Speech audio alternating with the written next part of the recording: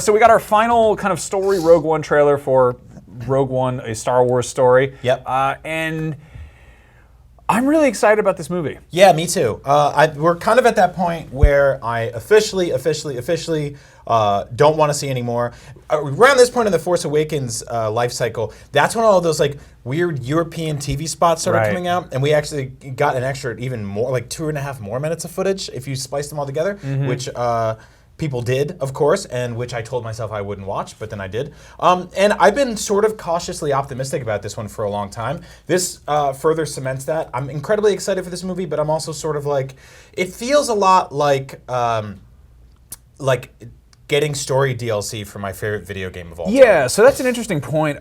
Basically, you know, we got this trailer with The Force Awakens. It's entirely like it was a follow-up to a thing that happened 30 years ago. Yeah. Like it is one of the most long-awaited sequels you could possibly have. This one is like 10 minutes before the first movie in the series. Yeah. Like it's an entirely different kind of product. It's also like they're not even trying to pretend that this is, you know, somehow attached to like the kind of the main storyline. This is called a Star Wars story. It's part of the anthology. But that said, like they're simultaneously showing us they're showing us way more visually here. I'm really excited about this because I think it just seems This visually. is an awesome yeah, shot. This is great. So this trailer has like a ton of stuff in it. You can tell why that Jedi died, by the way, because his lightsaber was broken. And yes, and he was 800 feet tall and made of sandstone. But yeah, like there's so much to look at here, and I'm kind of like The Force Awakens is awesome, but I feel like the best thing about Force Awakens is really kind of the experience going into it. Yeah. The amount we got excited about it, and the fact that it's pretty much like soft resetting the whole series. Yeah. Like it's giving it a chance to kind of start fresh. You know, this is going to begin to make things new again. But going back and watching The Force Awakens, it leaves a lot to be desired in terms of like stuff to pick apart. Like, yeah, with the exception of... It's not an incredibly dense movie Yeah. if you're looking in the background for extra stuff. Like, but with the exception of like Maz Kanata's castle and the parts on Jakku, like there's kind of just a lot of shots of just people hanging out. You know, it's Yeah. not like with you know the original trilogy where you're like, is that an Ugnaught? Like, what is that back there? Why is IG-88 dead in the corner? You know, there was always, even in kind of the most like kind of bland scenes, there were weird background details, and I feel like Rogue One is kind of doubling down on that, and they're showing it to us because, you know, we already know what it's about. So let's talk a little bit about what we like and don't like. Right off the bat, I love that Hannibal's in this movie because that's one of my favorite shows of all time. It's awesome. I love the new droid K2SO. It's really cool looking. I really love the fact that we're seeing ATSTs in sort of close quarter environments, which we haven't really seen since Endor. Just the cinematography in general is just absolutely stunning in this film. Probably some of the best we've ever seen from a Star Wars movie. One of my big concerns is Saw Gerrera's feet. Saw Gerrera? Yeah, not a big fan of the way. Because he's got a weird peg leg? He's got a peg leg, robo foot, and his other foot is just like this dude that sounds like he'd be selling peyote in Haight Street. So that's something I really do like about this, is that we've got for lack of a better word, we've got this rogues gallery of characters. Yeah. We've got a bunch of like new, just weird people. There's like, aside from like Mon Mothma and Darth Vader, and like, I guess, what is it?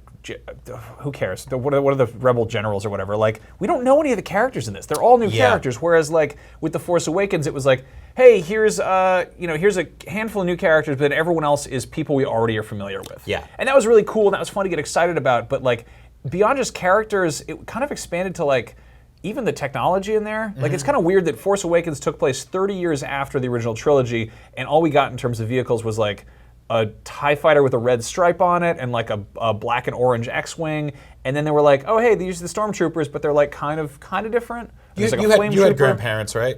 Do you remember what the kind of cars they drove? Kind of, yeah. Does it look anything like the kind of cars on the road right now? Like, they're not even close, right? They're totally different. Sure, yeah, and you look at X-Wings and they were like, it's been 30 years, let's put a stripe on it. Like, yeah. If I drove my grandpa's car to work, it would explode. Sure. But I mean, I think part of that was also the fact that they were like, hey, this is original trilogy Star Wars. This is the stuff you're familiar with. We're not going to shake things up. We're not going to have like a chrome Corvette spaceship. We're not going to have people riding around on dinosaurs. It's going to be pretty close to the stuff that, for the most part, people know and love. Whereas Rogue One, they have kind of the luxury of like working in the space of, you know, familiar territory. You've got an ATST, you've got, you know, AT-ATs in there, but they're also giving us like a brand new TIE fighter. They're giving us a new Rebel ship. And it's so strange to think that like this takes place like right next to stuff we're familiar with, but it's seeing kind of less recycled imagery than something that takes place way on down the road. Or way before, if you look at something like the Phantom Menace, Sure. one of the things that always struck me was that weird Flight of the Navigator ship that the princess has. Yeah, right. That like totally doesn't fit into Star Wars at all. It Yeah. feels more like, kind of 1950s sci-fi. Yeah. But all in all, I'm excited for this one. I think there's like way less mystery about it all. And for me, in a lot of ways, that's actually kind of a good thing because it's the sort of less expectation about where this is going to take the franchise, since I already know where it goes. No, I'm really excited about is I want to find out what this man does. That's right. This is actually one of the new characters. This is Moroff. Yeah, this is Pissfoot McDogalot. Yeah, we saw him for like a second in the behind the scenes footage from Celebration. Yep. And he's not in any of the trailers since. We don't know what he does. Maybe he's a main character. Probably not. But that said, like we've got a bunch of new aliens goofing around doing weird stuff. Are these like red rocket missiles? Are they part of it, or is that just sort of like a dumb toy thing that they decided to? Yeah, tack who on? knows?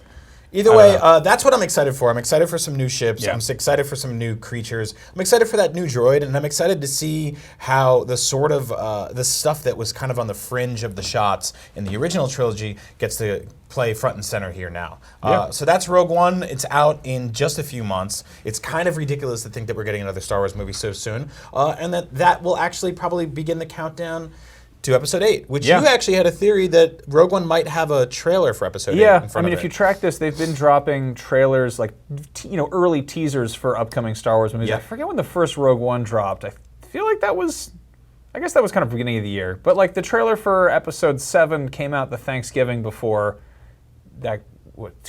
Almost a year and a half before that was out. So I don't know. Open speculation. That said, Rogue One looks badass, and it looks like it's going to yield way more like scrubbing through on Blu-ray, being like, what's that?